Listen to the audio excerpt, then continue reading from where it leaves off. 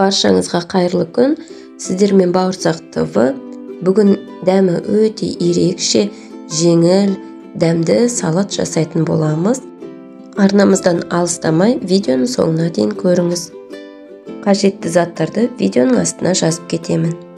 Ең алдымен суға бұқтырылған тауығымызды жұмсақ жерлерін алып, сүйегінен ажыратып, ұсақтап, төртбұрыштеп немесе ұзыншақ қылып турап аламыз.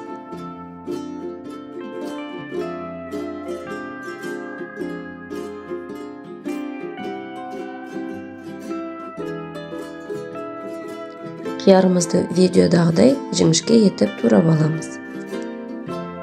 Видео ұнаса арнамызға тіркеліп, қоңырауды басып қойыңыз.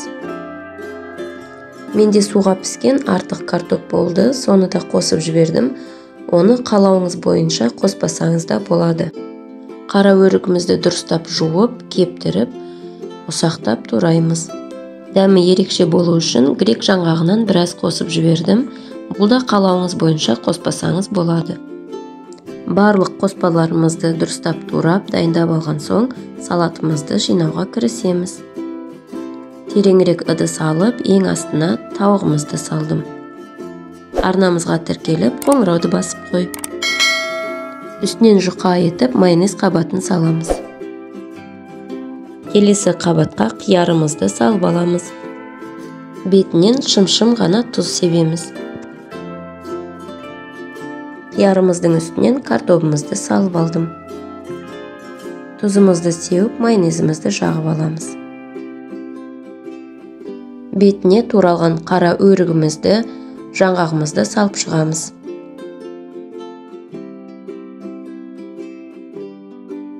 Майонез қабатын жағып аламыз. Ең бетіне бұқтырылған жұмыртқамызды үккіштен өткізіп, сәндеп қоямыз. Видео ұнаса, лайк басып, комментарий қалдыруды ұмытпаңыз. Бұл салатты міндетті түрде жасап көріңіз, өте дәмді болады, жеңіл, тойымды, дастарханға тартқанға да өте әдемі. Қабаттарымен жасамай, бір ыдысқа толық араластырып жасасаңыз да болады. Сіздер де жасап көріңіз, ас болсын.